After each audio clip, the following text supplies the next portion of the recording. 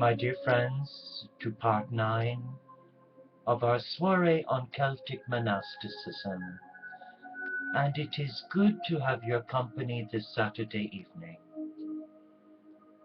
As we begin, let us just for a moment reflect on the purpose of our being here. Why are we here?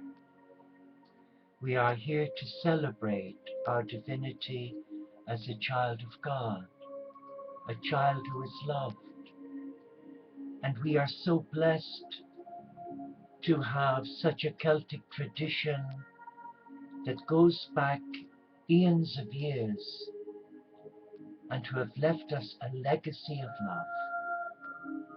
And I wish to share with you one such legacy, a beautiful Celtic Gaelic prayer to the Holy Spirit.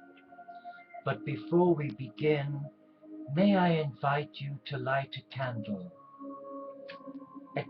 for peace in this beautiful world, the Cathedral of God, and from our hearts release pure love to the four corners of the earth.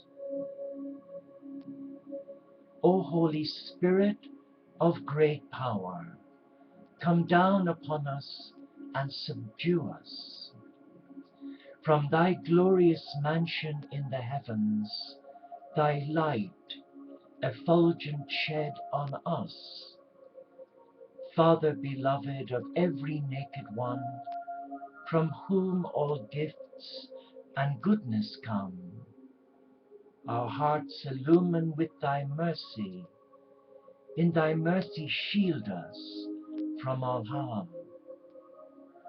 Without thy divinity there is nothing in man that can earn esteem.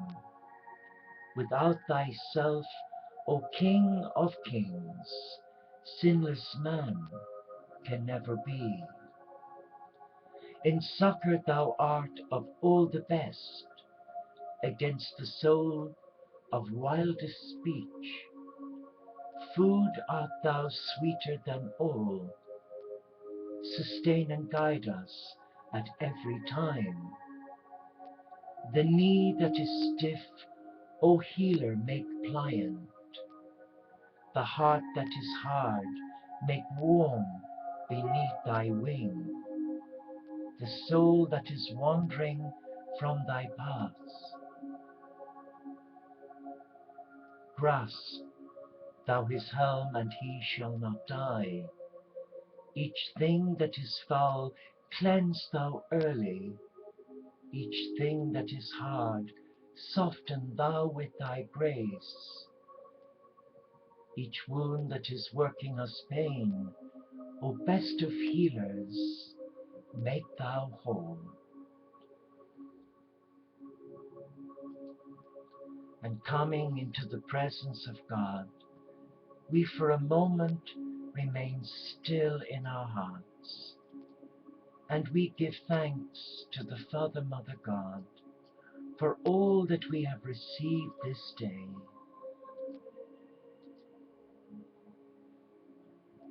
Let us just, for a moment before we begin sharing with you part 9 of Celtic monasticism, let us use this short period to reawaken the Divine Spirit passed on to us by our loving Father, Mother God, when they breathed the breath of God into our soul, and the richness of the sacred traditions and writings given to us from our forebears. In our stillness, let us just be that beautiful soul incarnate as a child of God.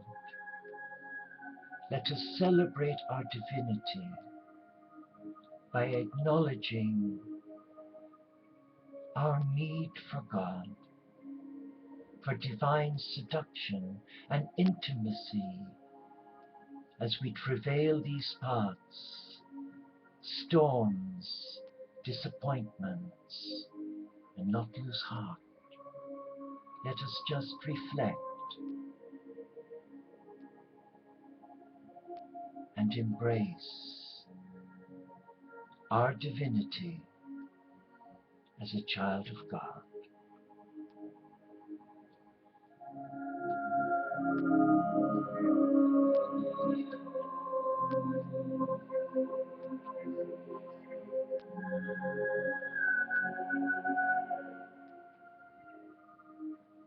And part 9 of Celtic Monasticism reads, life becomes cursed or spoiled if our motive is to treat the world as a cake from which we get a bigger slice for ourselves.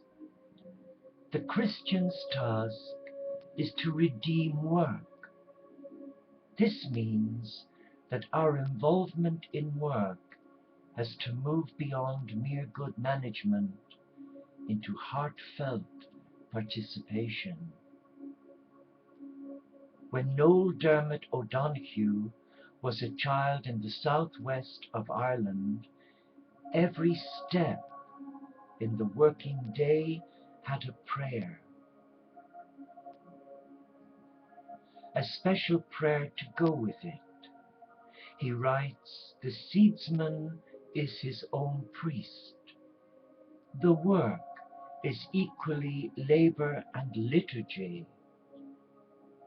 I followed the Celtic tradition, says Voyager Brad Bessel, because it teaches me to turn chores into prayer. We should try to hold to this ideal of praying over everything we do, even if we feel trapped in work which misuses people or the earth's resources. If we are trapped in such work, we may have to make decisions about leaving, confronting it, or patiently bearing it.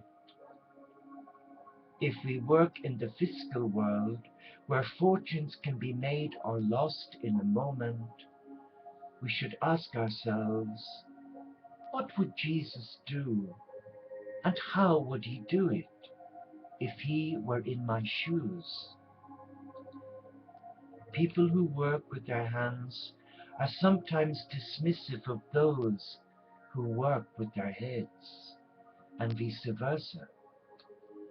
In the Celtic tradition, all is connected, each is worthy.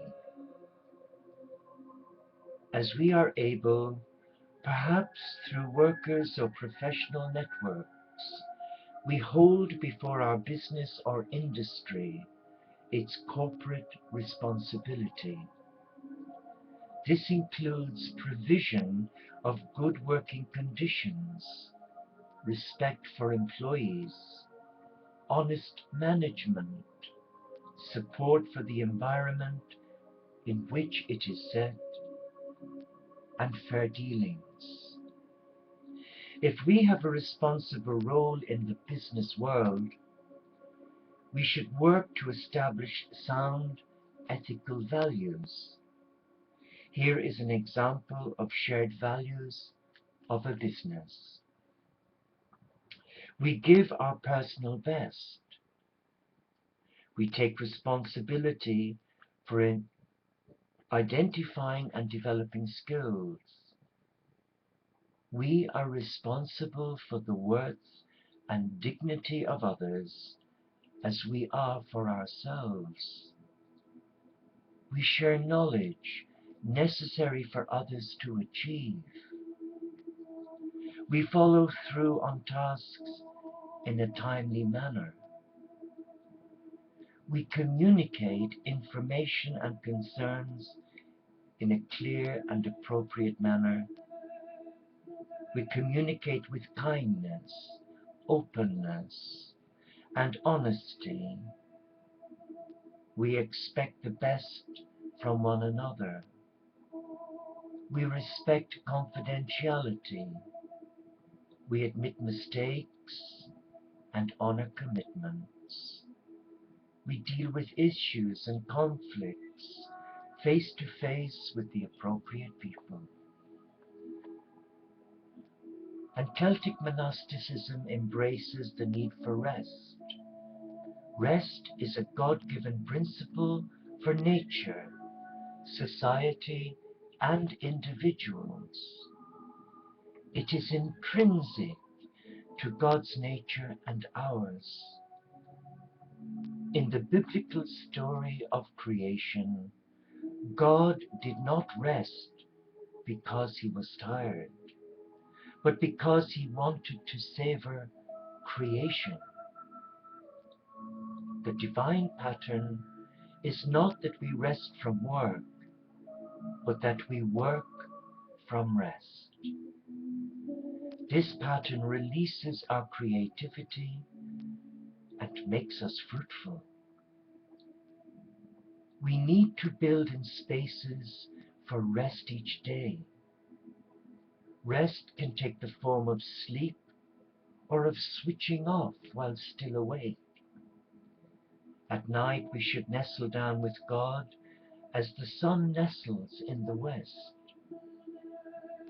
An old name for night prayer is Compline, which means completing the day. It is best not to return to a computer or work program after saying night prayer. We are more fruitful when we live according to this pattern, but continuous production and communication lines threaten to steal our space and time. To switch off the computer, to forego that journey, to delay shopping until the next day are not ends in themselves. They enable us to savor the wonder of life and its creator. The drive to acquire, consume, and control, and fear of failure prevent us from keeping spaces for rest. Some who preach salvation by faith live salvation by works. When their work is taken away, they have a feeling of non-existence or emptiness. So they fill up the void with new forms of work. They become workaholics and may eventually suffer from burnout. If your output exceeds your input, then your upkeep will be your downfall. If your input exceeds your output, you can stand up and push all evils down. That was adapted from Ishmael. To help us resist things that prevent us keeping spaces for rest, our soul friend may suggest that we regularly waste time with God. Once the Desert Father Anthony was conversing with some brothers when a hunter came upon them. He saw Anthony and the brothers enjoying themselves and disapproved.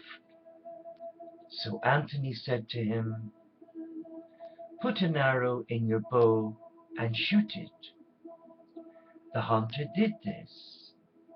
"Now shoot another," said Anthony, "and another, and another." Then the hunter said, "If I bend my bow all the time, it will break." Abba Anthony replied, "It is like that in the work of God. If we push ourselves beyond measure, the brothers will soon collapse. It is right, therefore, from time to relax." God gave Israel guidelines that sustained human well-being.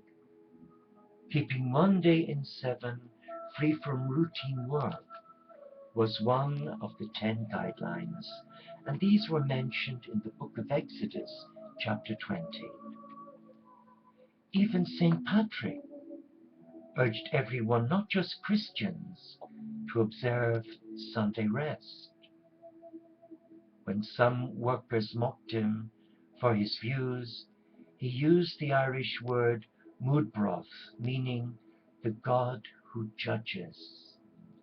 He told his mockers, however hard you work, you will achieve nothing. That is what happened. A gale undid the building work they had begun. In biblical times, a corporate day of rest was considered vital for the health of society, and the Sabbath principle extended to the farming of the land. Disease becomes endemic if we fail to respect the land and society as a living system that needs respite and renewal. In Christian lands where Sunday is the primary day of rest, Christians think through how best to keep it special. Many reserve unnecessary use of public services and shops to 6 days a week. We avoid doing things on Sunday that pollute and create stress for others. But we are free to do things that make for the well-being of others. Jesus kept the Sabbath, but also healed someone on the Sabbath, and reminded us that the Sabbath is for human well-being. And regarding recreation, rest is not meant to be passive. We believe in recreation, and as we learn to relax, the incipient creativities within us have a chance to be expressed. To develop our creative capacities is not selfish indulgence if they are put at God's service. It is to obey our calling as co-creators. Some Protestants have been conditioned to think otherwise. Or as Thomas says, Protestantism, the adroit castrator of art, the bitter negation of song and dance, and the heart's innocent joy. You have botched our flesh and left us only the soul's terrible impotence in a warm world.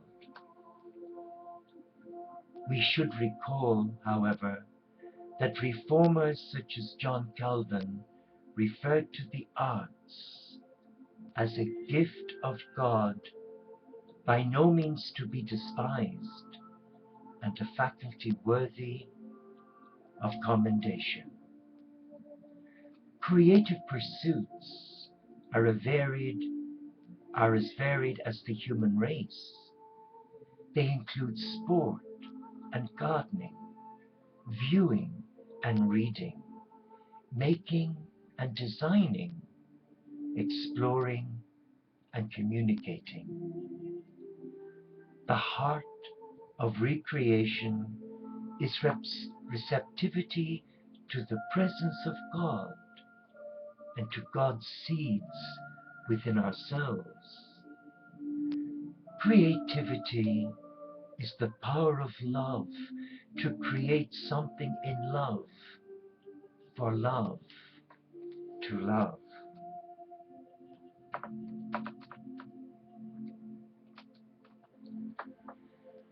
These are some examples of how people can apply this element. Regarding rhythm, each week I plan some exercise, some social life, and some good deeds, as well as my prayer, work, and sleep times.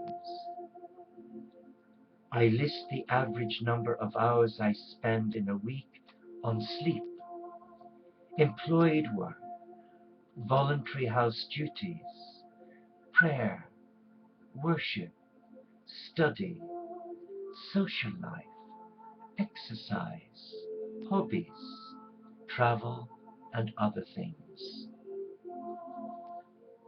If the balance is wrong, I make changes. Every year I review with my soul friend what is out of balance in my life and build up my weakest links. At present, I need to give more prime time to my family. In winter, I store up fat for my soul and mind. I spend more time reading and writing my journal. One day a week, I turn the phones and computer off. I divide every day into 3 sections and use one section for recreation, one for social times, and one for prayer times. I have made prime time to spend with each of my children and to show a godly example to them. I have recognized my current work pattern is wrong and will resolve whether I can change this or find other work within 12 months. And regarding prayer, I make 3 spaces every day for prayer, or quiet thought. Some days are exceptions. I use the community's prayer patterns every morning, midday, and night. I pray the community's morning and night prayer without fail, and the midday and evening prayer when possible. I attend Mass most days and reflect on the readings the previous night.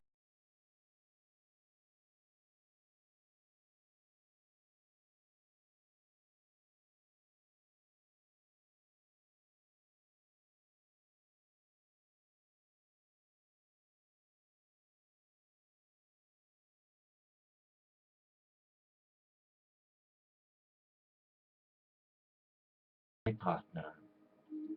In my lunch break at work, I find a little room, sit in a corner, take a candle from my drawer, and meditate for 10 minutes. As well as the community's prayer diary, I use a national prayer diary. I say the community's midday prayer from memory while I am driving or on the treadmill at the gym. Our busy family has created a spot before a daily meal to pray, to thank, and to share. And regarding work, I review with my soul friend how I may best use my talents in paid or voluntary work, and the hours I should choose to work. And finally, recreation. I take a walk every day. I run or cycle most days. Once a month, I head off to the hills. I go to the gym or swim 3 times a week.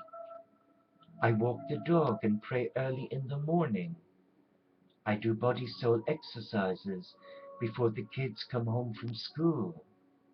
Our household commits to eating and sharing together once a week. And finally, I go to art classes.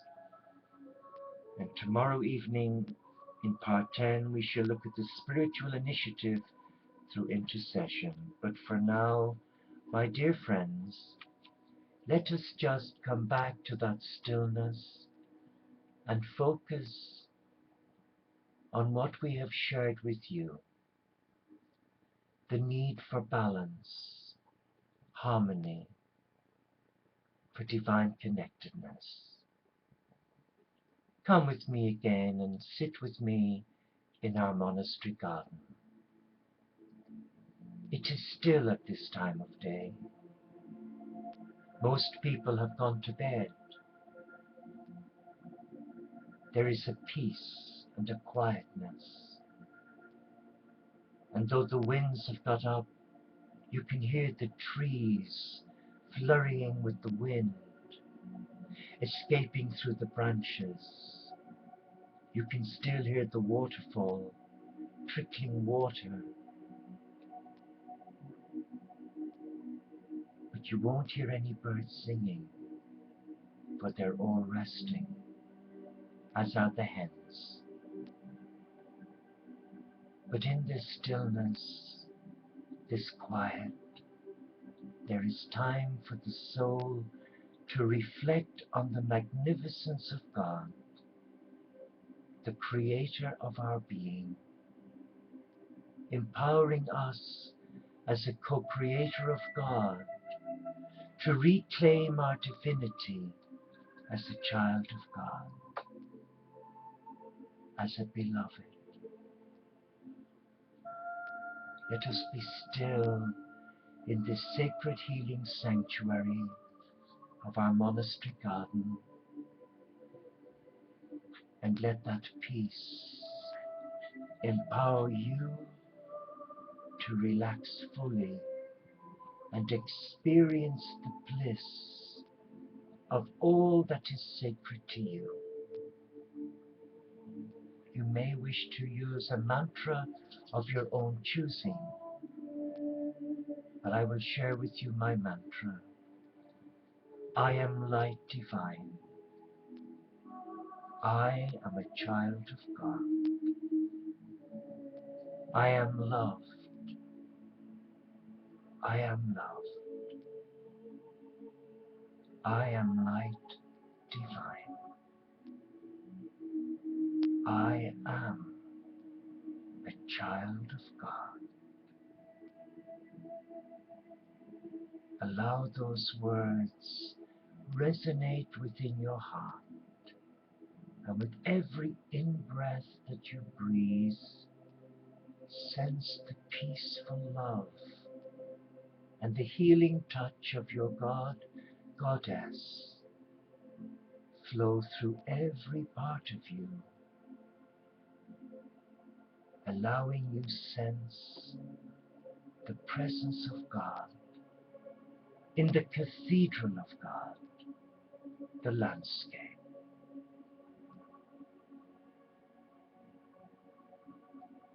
Be still now. Be still. And allow Mother Earth bestow her blessing upon you for the love that you share with God's children, with the respect that you share for the earth and the animal kingdom.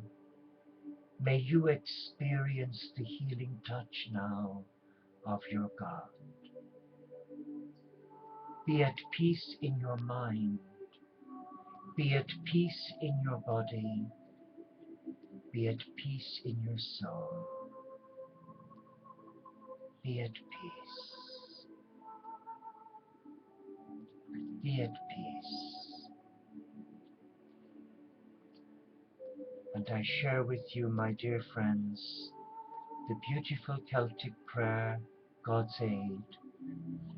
God to enfold me, God to surround me, God in my speaking, God in my thinking, God in my sleeping, God in my waking, God in my watching, God in my hoping, God in my life, God in my lips, God in my soul, God in my heart, God in my sufficing, God in my slumber, God in mine ever-living soul, God in mine eternity.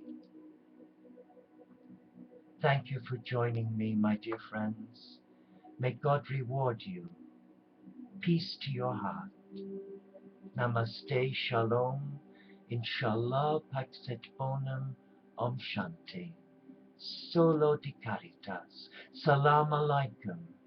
And may the peace of your God set you free.